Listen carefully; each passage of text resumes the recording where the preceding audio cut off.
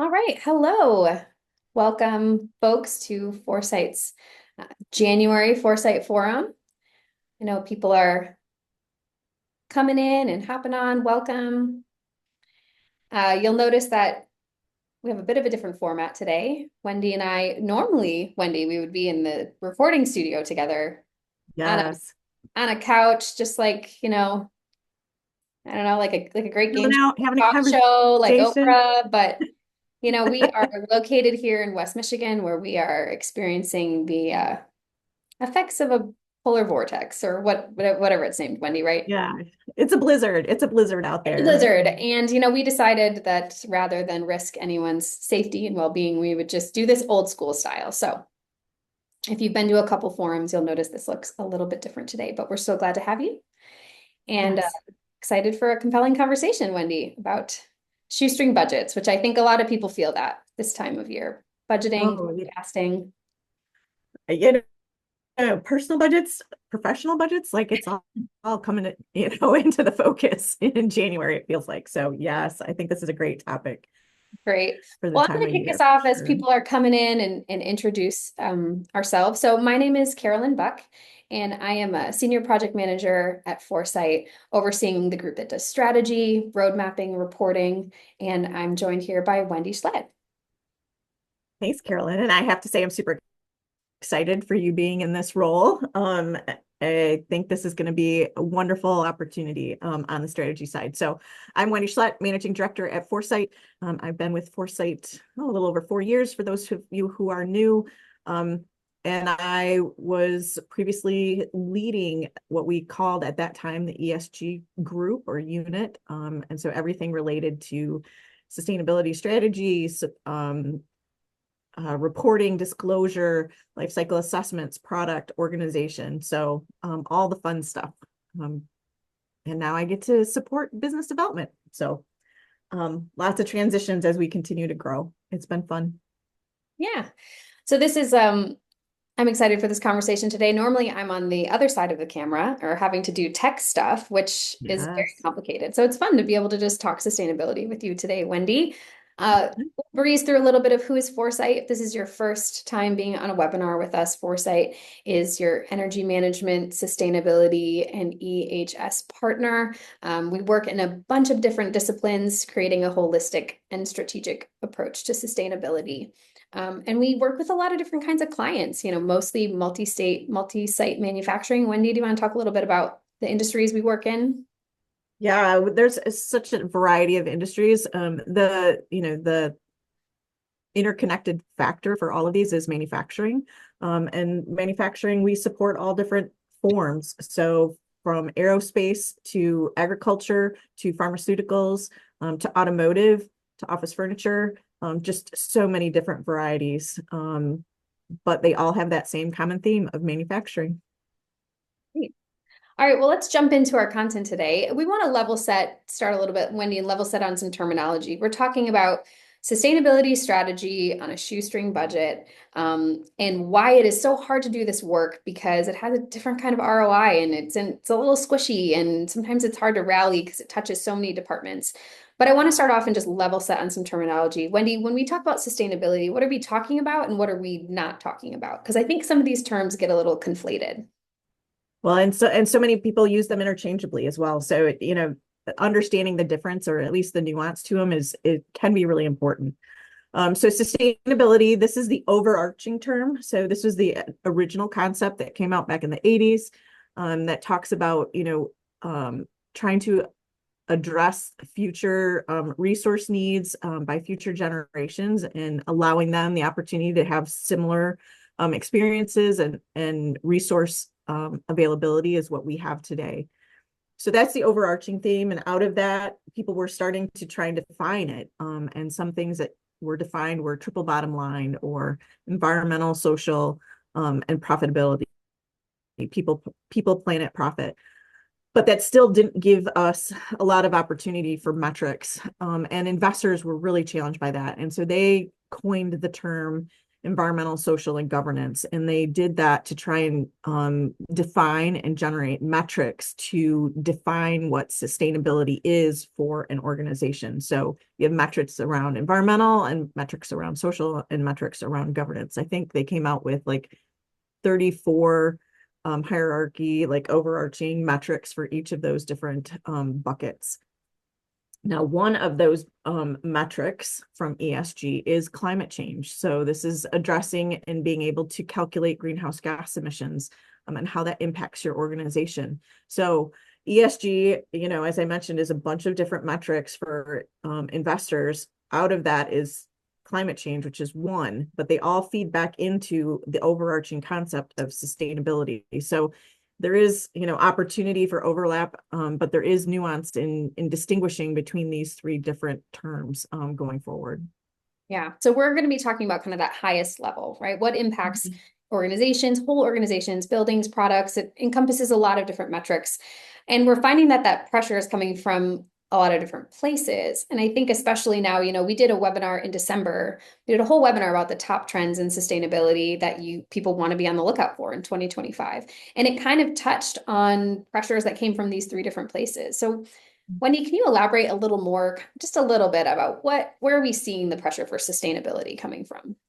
Absolutely. And, these three buckets, I think, really define the pressures. So we're seeing more regulations come into play. We're seeing them both at the state level here in the United States. We're seeing it globally. We are, the companies are experiencing regulations that are coming out of the EU or coming out of China or coming out of Japan. So mandates are a big factor that companies are starting to pay attention to. Investors, again, investors are trying to understand the risks associated with the investments that they're pursuing. And so they want to understand, what are those metrics? Getting back to that ESG definition, what are the metrics that we can evaluate risk on when we're investing in organizations? And so investors are definitely paying attention, and consumers are still, they're identifying products that they want to purchase with the dollars that they have available. And so they're making decisions based on that. More and more consumers are starting to look for different labels and look for product information that meets, their personal values around sustainability. And the younger generations are just that much more aware of sustainability and the products and the impact that those products that they're purchasing have. And so all three of these pressures are continuing to play as manufacturers are trying to, generate new opportunities. Yeah. And, you mentioned that compliance, so that's increasing. And a lot of companies are sort of kind of riding that line of compliance. But one thing that's interesting, we talked about, and we talked about it last month, and I think we're seeing a lot more, is that even if you're not the company who is sort of beholden to the piece of legislation, that pressure is coming down through supply chain. So whether you're the one reporting or not, that data is needed by someone because of something called value chain reporting. So can you shed a little light on how these regulations are kind of trickling their way down through the supply chain? Absolutely. So, we mentioned the laws in the last slide, and you noticed I didn't really mention a federal law in the United States, and that there is not a federal law pertaining specifically to sustainability, but state laws are coming into play. And investor regulation is at least evaluating the opportunity through the SEC. Yeah. And so if you're an organization, the OEM itself is subject to that regulation. So if they're selling product into California, or if they're selling product overseas into the EU, those regulations are starting to impact those, what we call original equipment manufacturers, the OEMs. And when it impacts the OEMs, what's needed, a lot of the data actually lives in the supply chain or the value chain. So we have to pull that data out of the supply chain, feed it up to the OEM so that the OEM can meet the regulations and requirements around disclosure. So even if you're not an OEM producing product that goes to California or producing product that goes into the EU or the UK, you're still probably getting requests from your customers, and those requests connect to these regulations, across the globe. Yeah, So it's not something you could bypass, or think you're not subject to, because you may not be technically subject to the regulation, but you're definitely being impacted by it. yeah, absolutely. And so I think what we're noticing is there's a lot of companies in the supply chain that are expected to have the level of data or the granularity of data that the OEM is asking for, but without the resources to deliver on that data, right? So then they're looking at Absolutely. their budgets and saying, wait a minute, we don't have the capacity Mhm. for a full sustainability team, but we still have to answer the questions that are being asked of us in regards to sustainability. And so that puts a lot of pressure on kind of these supply chain companies. And so if you're on the webinar today and that's you, we see you and we recognize that that's putting a big strain on your resources and your ability to deliver and answer these questions. Um, to add complexity to it, Wendy, here there's a bunch of different mechanisms that people are being asked to kind of share this information through. And talk me through a little bit. How did these mechanisms come to be, and also what is, it's voluntary, but it's not voluntary. Yes, Back to this slide a it little bit. is such a confusing, it's such a confusing landscape. Oh my goodness. So I'm going to start with the right side, actually, which I may not be typical, but on the voluntary side, again, going back to that definition of sustainability, it was this concept that was thrown out, but nobody necessarily knew how to organize around that concept of sustainability and that definition. And so from that time forward, so this is, from the early 1990s forward, over the last 30 plus years, we've been trying to create approaches to be able to move towards sustainability. So a lot of voluntary frameworks, ranking systems, reporting processes, it came to be. Standards are a lot easier to develop than a regulation. And so standards came into being from, frameworks such as CDP, which is all related to greenhouse gas emissions. That was one of the first frameworks that came out, along with GRI, which is Global Reporting Initiative. This is a standard. GRI is a standard that essentially allows a company to evaluate what's we call material, or what is important, what your products in the development of them may impact. And that impact is defined as material to your organization. And so, understanding what those material impacts are and then how to disclose that information in the public, that's what the GRI standard is all about. So some of these standards came into play, early in the, early to mid 2000s, and across the board. We start with frameworks. You can talk about investor rankings that came out, after you've got, disclosure through GRI and you're sharing information publicly. Now the investors are starting to pull that information and scrape it so that they can make their rankings and evaluate these companies for risk and investments. So all of these different voluntary mechanisms, they weren't regulated. They were an international standard. So a lot of they're great guidance, and you can actually get, third party reviewed against it. So somebody else can look at it and say whether or not it's good.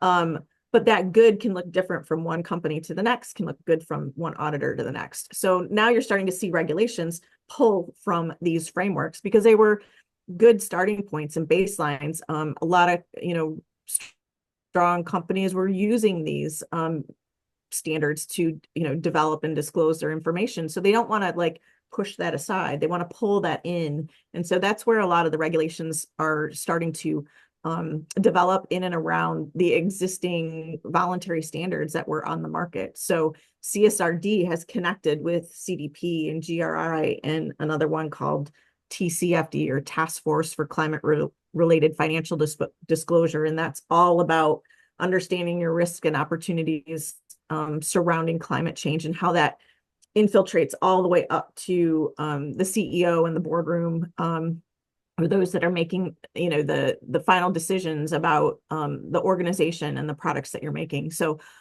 these voluntary standards are not going away. They're just being consolidated and pulled into the regulations going forward. So if you're already submitting to a voluntary framework, great. It's going to help make your process easier on the mandatory side. If you're not, there's ways to like thread the needle for some of these. And I think that's where we want to like move for around this conversation today around a shoestring budget. Like, how can we navigate some of these? How can we connect the dots between, say, CDP and GRI and CBAM, and be able to like reduce the amount of effort it takes, but maximize the amount of information shared. And that's one of our goals. Yeah, absolutely. I mean, I think a lot of companies are feeling death by questionnaire, right? Just so many questionnaires from Yes. suppliers, so many places you have to put your data. So how can we get the right data and put it in the right places so that you are hitting on what is both mandatory and voluntary going forward? And I know we've Absolutely. used this next graphic a couple of times and don't want to, just take a minute to name, the water line for compliance is rising. You can ride that line, but the reality is it's not going to go away. Mhm. Whether you're required by some sort of mandate or whether it becomes a requirement as part of your supplier contracts with companies, right, Wendy? That line is is going up. And I think what can be challenging is companies often ask us, how are people affording to do this work? Right? How can you Mhm. afford to keep up with all of these things? And we get this question a lot. Can you talk me through a little bit how we have to change the way that we think about ROI in Mhm. sustainability? Because it's not necessarily as traditional as the way we've been thinking about return on investment. Yeah, traditional businesses right now, I think return on investment is, around 6 months, maybe a year if you're lucky. Very short timelines for return on investments. Sustainability actually encourages companies to transition that, and start expanding that out to I would say 1 to 3 years at minimum, and even beyond that. The goals, the regulations are here. We're seeing more and more come into play, which is why the water line is rising on compliance.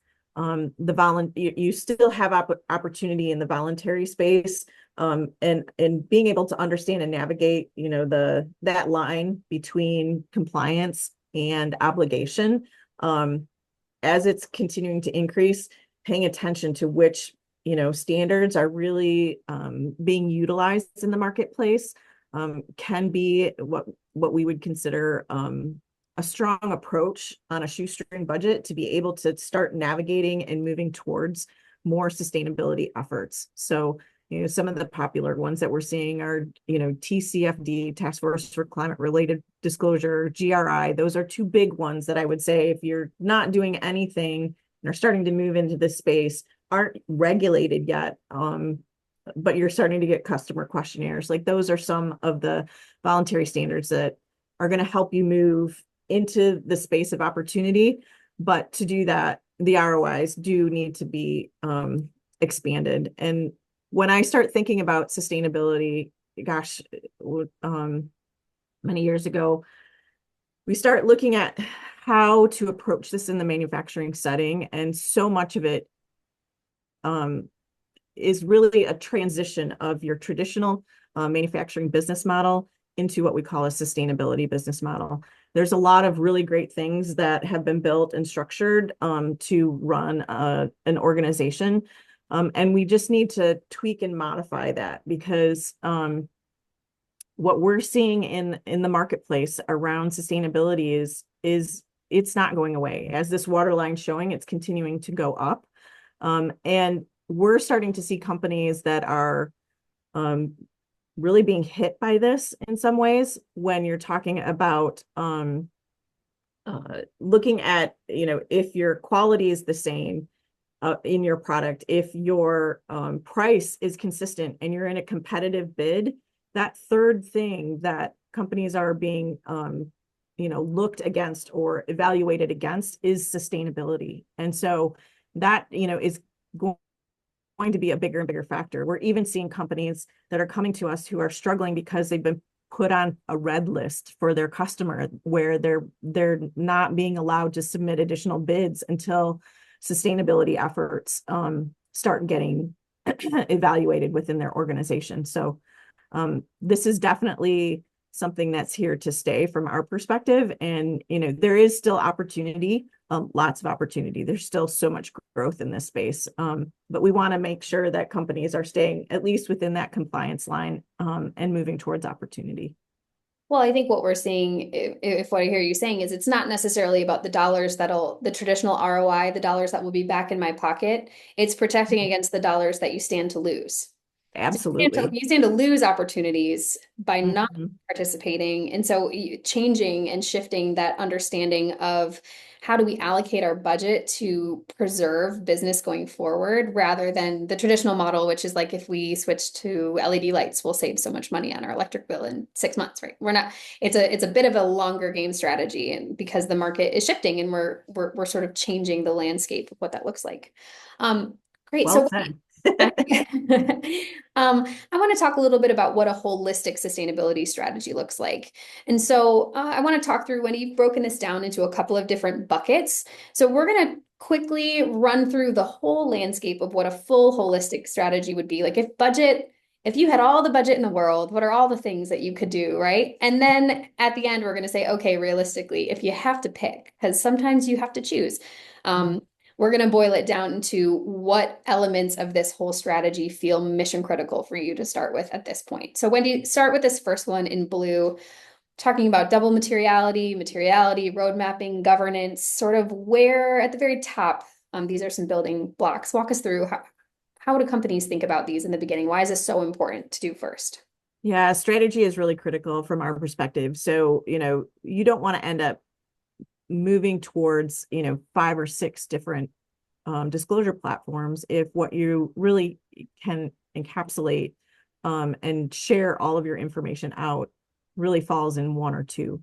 So, defining what is important, understanding what your customers are asking, understanding where you sit in the spectrum of your peers and where you want to be in that spectrum, on the opportunity versus compliance line, like where do you want your organization to fall, both where it is today and where you want to see it in the future.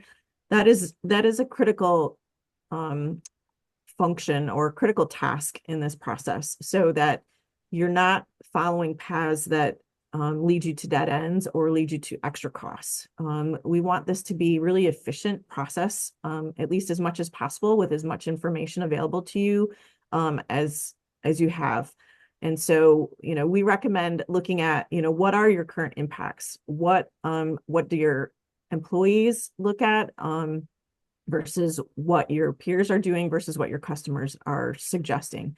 And so that's, double materiality versus materiality is essentially what I'm describing. And the materiality is looking at those impacts based on your organization. Double materiality looks at both the impacts along with the financial implications of what those impacts both risks and opportunities could be. So it looks at 2 pieces to that. Now, if we're talking a shoestring budget, we might start with something a lot simpler, which we call a sustainability roadmap. So this is, starting with the bare bones. What is that on-ramp to get us moving towards a materiality that we can then start to build so that eventually we can get to the point of a materiality, and then we can eventually build it into a double materiality. So this strategy is that first key piece.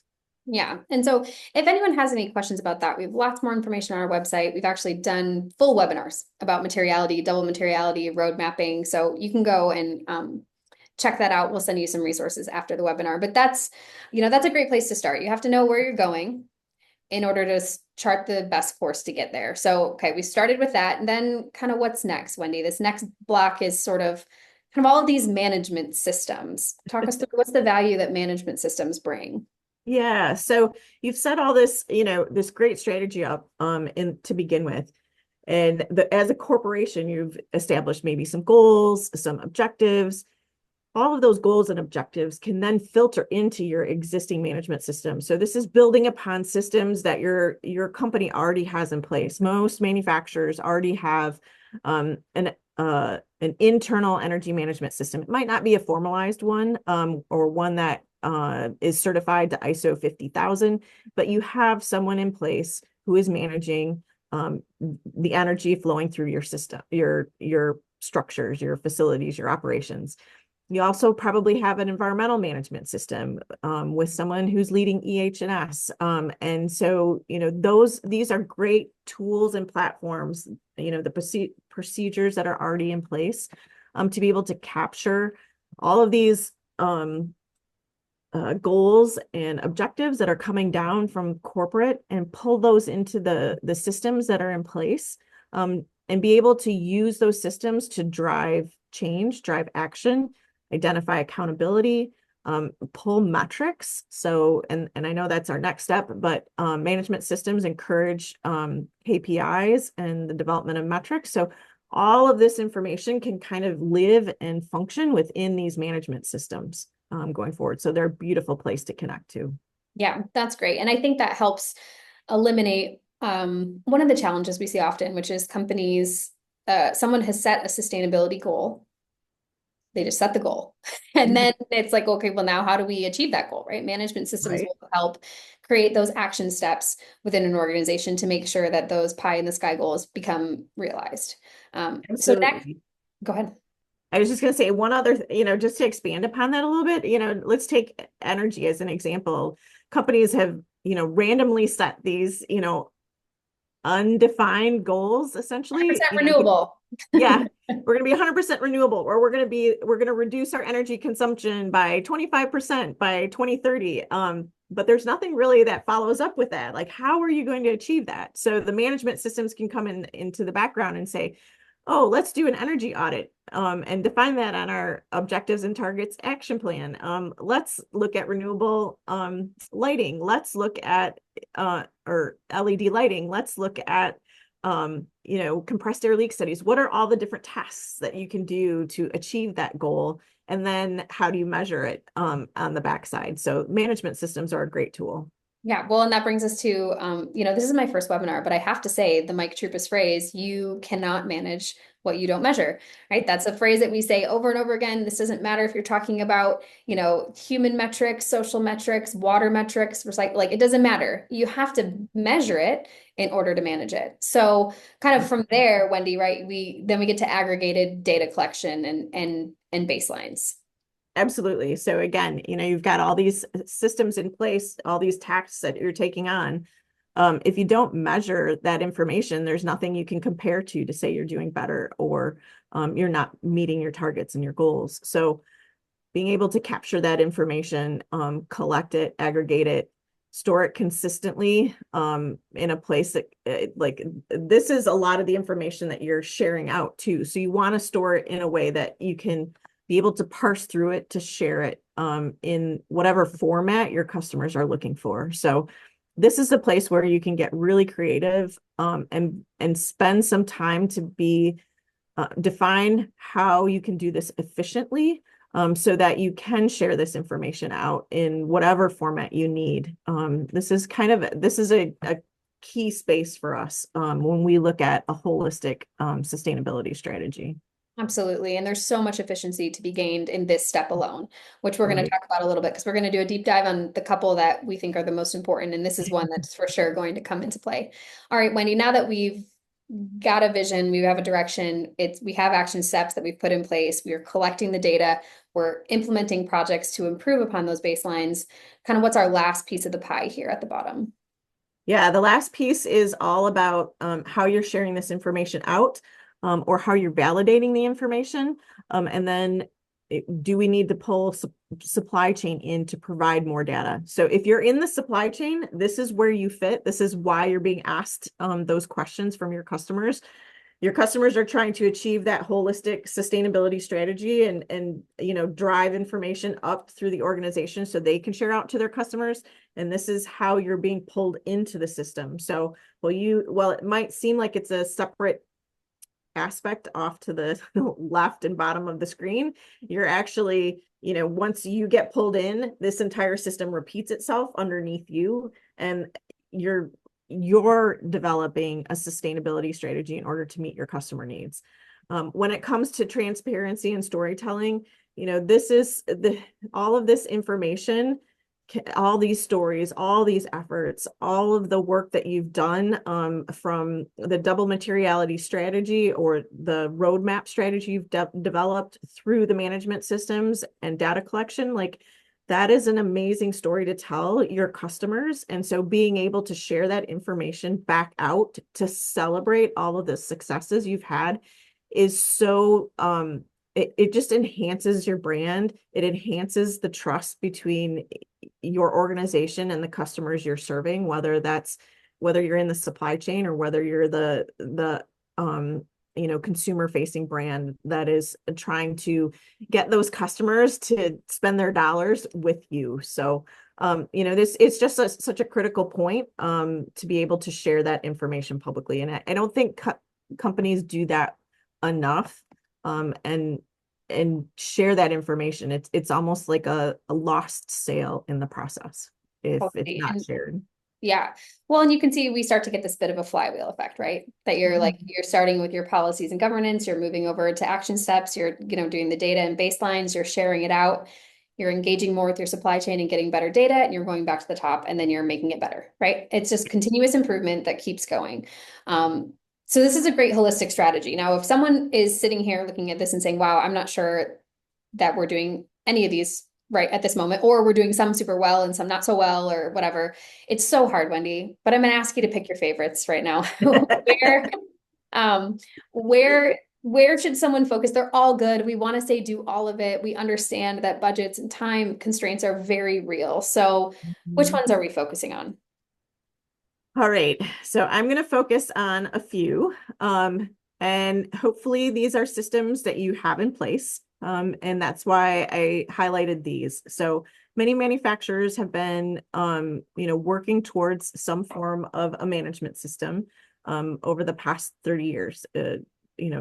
This type of an approach and a concept came out in the early 90s. So lots of manufacturers have this in place. And this is that key component that can drive, that continuous improvement. So if you understand what your customer is asking for, make those your objectives and targets within your management systems. And then from there, move into data collection. So, once you know what the goal is of your customers and you've been able to capture that in your system, create those action items so that you can then collect the data associated with those action items. So if you've completed a compressed air leak study, collect the data before it, collect the data after it, so you can show the change that you've through that corrective action that you've made. If you're doing an energy audit, collect that energy data up front so that any changes you've made after you do that energy audit, you can see those reductions and collect that data. And then the last piece is share that information out. And I would say a sustainability report may be the first place that you start. If you're not being asked to do other disclosure mechanisms, a sustainability report is the best way to aggregate all of the efforts you're doing and all of those different um, goals and objectives that you're trying to meet.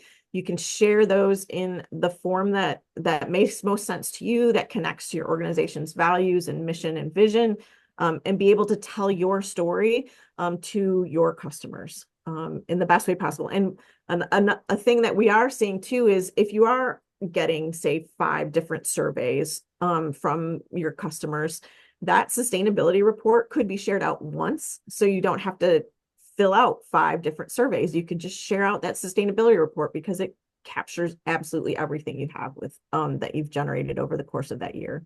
Yeah. All right, so we're going to focus on these three. And we're going to talk through a couple of different tactics related to them and what it takes to invest in them. So these three: management systems, data collection, and strategic platforms and disclosure. So one thing I do want to note on the next slide here is that we are, and it feels so painful to us, we are not trying to skip over the strategy component. That is really, really important. A roadmap is incredibly critical, and I hope that that makes it to top of budget. But we do recognize that for some folks, they're already in the middle, like they're already in the flywheel, right? And it's hard to pause. But there are 3 questions that we did talk about really wanting to make sure you ask. So if you've already started, make sure that you take a moment to pause, if not for a full roadmap or full materiality, and ask these 3 questions. Who is Mhm. asking for this information? what are they asking, and where do I have to put it?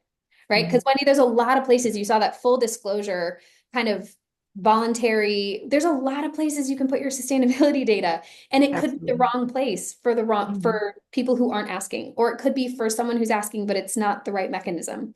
And I know we Yes. often have companies come and say, hey, I think I need this product label, or I think I need to disclose to this. And when we do a little digging, it's like, well, you could, you could maybe get more bang for your buck disclosing here because this is where Right. you can find it, right? So these are three really important questions that you got to make sure that you ask before you get started. Um, when you talk, the next slide, I want to go on to management systems. I just want to fly over that one. Talk me through this ISO management and what these systems are going to sort of give a company. Yeah, absolutely. So, the management systems create a structure. And I think and that structure can be repeatable. And it can also play into the ability to define what it is your company wants to go for. So if you don't have the ability to do that roadmap and you use the roadmap exercise to define what's important, you can work through your management systems because if we go back to the pillars of sustainability, it covers environmental and it covers social. So your management systems, if you're just looking at environmental management systems, you can pull energy out or either into your environmental management systems or create a separate approach to strictly just energy and then the rest of environmental.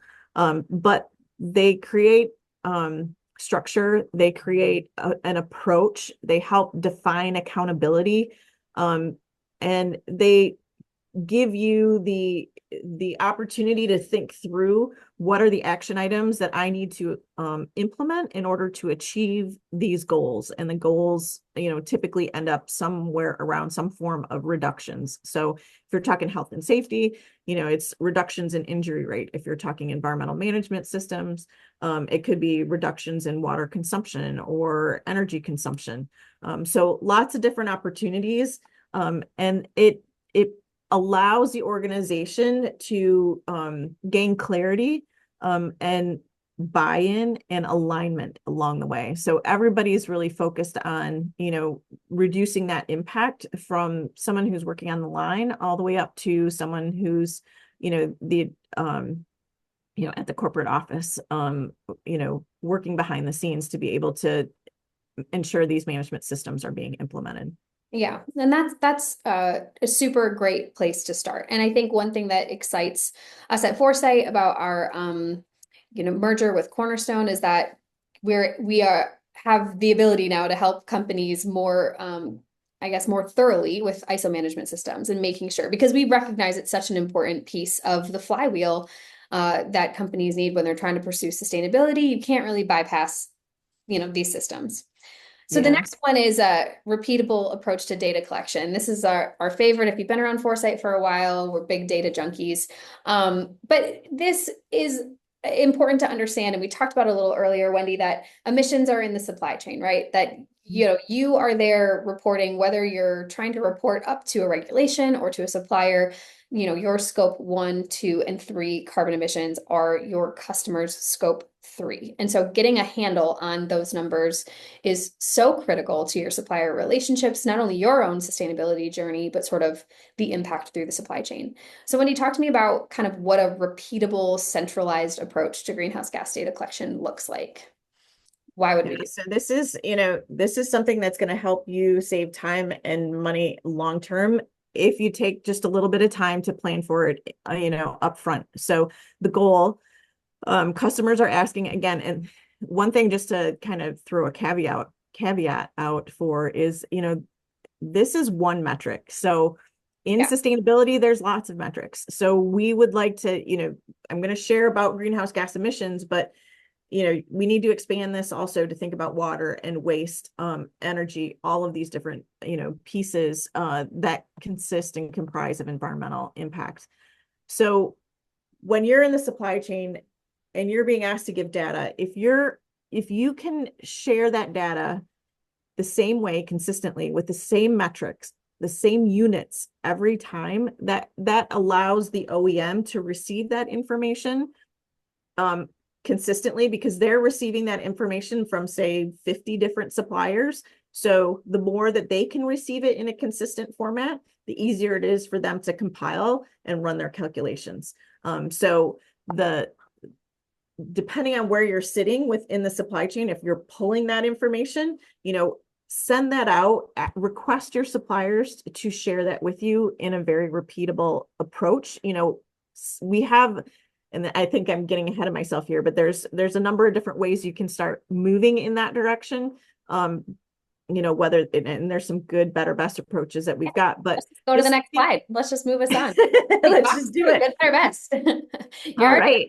Yeah, so this data can come in a lot of different ways, and and we wanted to like offer some ideas as to how you can start generating this. Again, we're looking at on-ramps, like how do you begin this process? Let's start with the basics, and then as it gets more complex, then we move into other more challenging spaces. But spreadsheets are a great way to start, gathering this data, but make sure that it's the same spreadsheet that goes out to all your different suppliers, or it's the same spreadsheet that you're using inputting numbers repeatedly that are in the same units consistently, to be able to share out energy, energy no comes in matter where.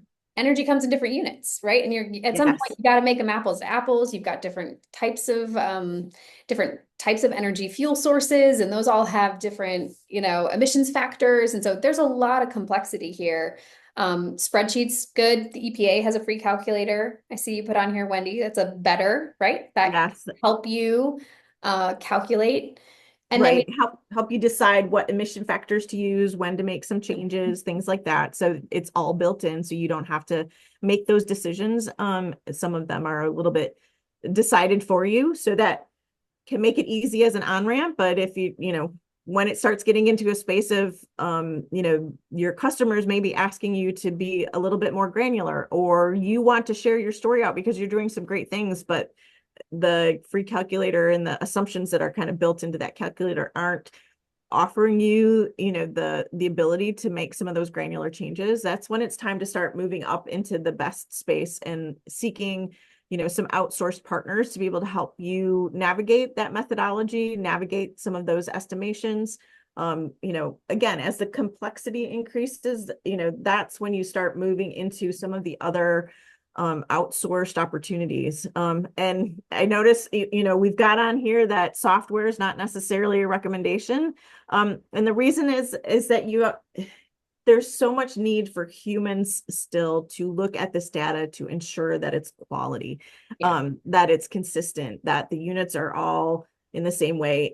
Automated is great. And we'll tell you, we've got our own automated approach to this to be able to store the data, but we also have the humans that review that information to verify that the number that the AI pulled off, can actually go in and is the same value that's in the database that is generated for it.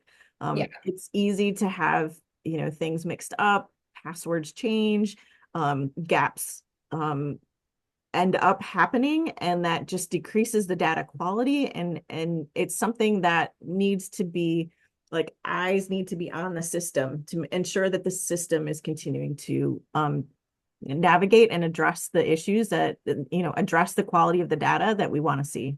And we Yeah. need to report. I think there was a previous webinar that someone asked, what's the best software for Mhm. greenhouse gas data collection? And I believe it was Danny's answer said, whatever one comes with humans. Yes. Because the reality is we're not at a point that those softwares can be trusted. There's not the assurance that there isn't mistakes, and it's a machine. So bad data in, bad final metrics out, right? So really have to be considerate when you're starting in this data collection journey and you're trying to aggregate, especially across different states, different sites, different facilities, and you start to try to pull it all up to the corporate level, the room for error just skyrockets. And Accelerates. really needing to have a consistent approach to data collection is going to be critical for you. Okay, and then our last one, and this is where we're going to land the plane on this one. So if you have any questions, please put them in the Q&A box to ask, is publish a sustainability report and lean on these platforms. I think one of the things that you mentioned earlier, Wendy, is this first bullet point. If you have a single source of truth that you can send to people, you just saved yourself a whole lot of time in filling out questionnaires because you did the work once, work smarter, not harder. Mhm. Um, so yeah, tell me a little bit more. What are the ways that sharing it can save you some time and really make the most out of your sustainability strategy? Yeah, absolutely. That is, that is one of the key functions of this. Not, if you've got the system, if you've got the management systems in place that are pulling the data, and you need to share that out. And so many times we have to share it out in 5 different ways. Sometimes it's in a survey. Sometimes our customers are saying, please disclose to a platform such as CDP or EcoVadis. How do you get, like, how do you know which ones to pick, or how do you share all this information out? One of the easiest ways that we think is to be able to generate this sustainability report. And it can be used in a couple of different ways. Like this is a place that gathers all of the data, gathers all the stories, gathers all the action, and summarizes it essentially on a yearly basis. And so once that report is developed, then you have the ability to reference that report every time you have to fill out a survey. So it makes that either that process easier, or you can just hand them the sustainability report instead of filling out the survey Yeah. completely. Sometimes that can suffice. And so, if you're on a shoestring budget, your customer wants to know that you're making progress. This is a way to share that progress in all of its forms, not just in like greenhouse gases, or not just in injury rate improvements, but Yeah. holistically. Yeah, I love that. So the next slide has a couple disclosure platforms that we talked about before: CDP, EcoVadis, Supplier Assurance, M2030. Those are all platforms that will aggregate certain types of sustainability metrics so that your customers can find them. And then what Wendy was just talking about is this next slide. Here's an example, and we do this at Foresight for companies where we help them create their sustainability report, fully turnkey, everything from writing, design, data. So we're trying to help, democratize the ability to tell your story, right? More companies should be telling their story. And a document like this provides a single source of truth that, no matter who is being asked at what facility for this information, that they're giving the right number because you gave them the right number, right? That's no one has to go looking. And these reports companies can update, and they become really an asset also for attracting and retaining talent, and for sharing out with customers, and really gives the chance for you to put your own spin on your sustainability story. I know we also have talked in previous webinars that if you don't share your story, your customers will fill in the blanks. And it Mhm. probably will be in the negative, right? So if you don't say it, it will be assumed that you are not doing it. And you could be doing really great things, but if there's not a place that people can really engage with that and hear what you're doing, they'll likely assume that you're not participating in kind of the sustainability initiatives that the marketplace is looking for. Um, that's Absolutely. great. So Wendy, talk me through a little bit. What are some of the cost implications? Oh, here's another one. Oh, sorry. Second example of a sustainability report. This is one that we did for Kronos. This was an ESG report a couple years ago. So Wendy, talk me through a little bit some of the cost implications. I know we're coming to the end here. What is this type of work? What impacts the cost? I guess we can't easily say, we wish we could say it costs exactly this much money, but there's so many Yeah. factors. So what factors come into play that increase the cost of these efforts for a company? Yeah, this is a challenging question, and it's not the same from one company to the next. So, um, the number of facilities is a big factor. So if you're an organization and you have, one facility that includes manufacturing, distribution, and corporate offices, that's a completely different level of effort than, say, a global organization that has 15 facilities. And we're trying to gather information not only in the United States, but also in the EU, maybe China, and other places. The data is getting more automated, so you can pull that information directly, but some of it's not. So, an example here, we've got a fuel streams. Um, you know, Electricity and natural gas are very automatable, if that is such a word. um, but other fuel sources that also generate greenhouse gas emissions, such as gasoline and diesel and refrigerants, are not as easily automatable because they're not consistent bills. They're not necessarily coming from a consistent vendor that's required to provide specific information that we need to collect to be able to run the calculations. And so, that office building, let's say, if you're talking just an office building, electricity and natural gas may be the only fuel sources that they have. Maybe a little bit of refrigerants, but that's probably it. But if you're talking a full manufacturing that has heavy processing, we're looking at having to gather invoicing for gasoline and diesel and refrigerants and shielding gases, as well as electricity and natural gas. And so that adds a layer of complexity as well. So, again, think of the one facility versus the 15 facilities on top of that, and the number of fuel streams. It does add to the cost. So just be aware of that as you're going through. And then the complexity of the operations. I think we kind of touched on that as well. Just the difference between one fuel source versus five, or if you're just looking at waste impacts, one waste stream versus 20 waste streams, and five of them being hazardous waste. Like, though all of those differences make it, do have an impact on costs when you're trying to gather the information, gather the data, and share the stories in the process. So at what point are companies, what point should companies consider getting support? What types of things is it really helpful to either outsource, or you're actually going to save money if you get somebody else to do it and spend your time other places as you're looking at allocating your budget? Yeah, one of the biggest places I would say is the task repeatable? Is the task something that you have to do every month, every year? Does it take up a chunk of your time because you have to do it? You have to set aside, 5 hours every week to be able to run this task. If it is a repeatable task, pull that out of your repertoire, take that off your task list, outsource that, so that you have the ability to take that time to focus on strategy, focus that time on, supporting the next efforts that your organization needs. Because this is not slowing down. This is, if anything, we've been seeing it ramp up over the last 5 years. So the more that you have time to focus on the strategy, and share those, offload those repeatable tasks, the better you'll be. Another great space is when you're looking at, you've completed, some of your disclosure mechanisms, and your scores aren't exactly where you want them to be, or they've flatlined. We see a lot of scores flatline. This is a great place to outsource. So, to connect with someone outside your organization and give a fresh set of eyes, a fresh perspective. And maybe they also have a lot of insight into those disclosure platforms and understand how the scoring mechanism operates to, create not only a strategy for your facilities, how to improve sustainability, but now you've got a strategy for how to improve your scores around disclosure.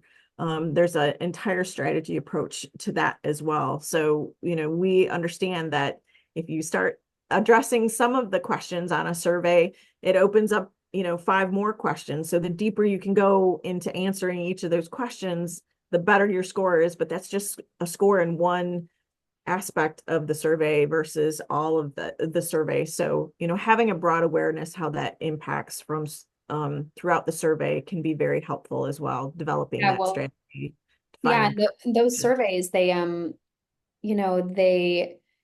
it's like a bell, or that's graded on a curve, right? As everybody does better, you're going to do worse. So there is an element that these mechanisms we've talked about, CDP, EcoVadis, they're constantly, as everyone improves, your grade could actually stand to go backwards if you aren't actively attempting to improve it. And that fresh set of eyes can help give you the perspective on the rubric, as it will, if you were to say, to improve your score compared to what's happening in the marketplace. So we find that a lot of people come to us for support in that, because they kind of get to the end of their ability to understand how to improve their score based on everybody else's scores. That's Um, so key, Carolyn. I mean, I can't say that enough, that, everybody's trying to move the needle on sustainability. And if you're not taking advantage of the time after literally after you've submitted that survey, if you're not starting to advance, and continuing to make improvements, your competitors are. And so your score over time, even though you think you're making progress, or you feel comfortable with your score and you're excited about it, and you want to sit on in that excitement, I guess, for having achieved that score. Just know your competitors are right behind you trying to improve their score. And so yours is going to reduce as theirs goes up because this is all based on an average in the scoring platforms. It's a hustle. It's a hustle. Gotta keep going. All right. Yes. And then our last one is just how to get company buy-in. I know when we're talking about budgets, there's often times that you're trying to get buy-in from people in different departments. This is a great one. I know we only have a few minutes left. If you want a deep dive, we did a webinar with one of our clients at Perigo, and we talked about how to get company-wide buy-in. Steve Ramos is the head of sustainability at Perigo, and he has done a fantastic job over the last 10 years, really getting some deep buy-in from all of the different departments. And he talks about how he did it in the beginning and what was really hard and what risks he took and what he chose to ask for first. And that's a super insightful conversation. We could not do justice to everything amazing that Steve said here in 10 seconds on this slide, but I do know big takeaways from that conversation is education within your organization, right, Wendy? Like people have to Mhm. know why this is important. Understanding what's happening in the marketplace will help your finance team understand why you need to invest in this, even if it doesn't have the direct ROI that your company is used to, or talking to your product development team or talking to your marketing team about why you need a sustainability report will really help. Mhm. Creating a roadmap, when we do roadmaps, Wendy, right? We pull in all members of different disciplines at a company and we get them to align on where Mhm. you're going. And that alignment Absolutely. alone in the beginning just creates so much more momentum behind sustainability projects because everyone has been heard, their department has been heard, and everyone's sort of on the bus together going Yes. forward. And then the last one is measuring progress. If people understand why you're asking them for information with inside your own organization, it's going to be a lot easier to get it a lot more quickly to measure that because everybody understands why you need it and they understand where it is. And so these kind of three things I would say are my main takeaways from that conversation with Steve. Is there anything you would want to add there, Wendy? No, I think you nailed it. I think, those are all three, major points of how to get and achieve buy-in. And that is, you're right, it is so critical. I know in our shoestring budget, we didn't include road mapping, but Yeah, again, answering those three questions is part of the road mapping process. So even though you may not complete an entire roadmap, start with those three questions. sure. All right, well, that brings us to the end of what we prepared today, Wendy, in our conversation. Sadly, not in the studio, but we have Yeah. a few more minutes to answer some questions. If you want to drop something in the Q&A box, while you're thinking of your question and dropping it in, Logan, if you can go to the next slide, I just want to mention that next month we are having, setting attainable decarbonization goals. That's going to be our conversation next month.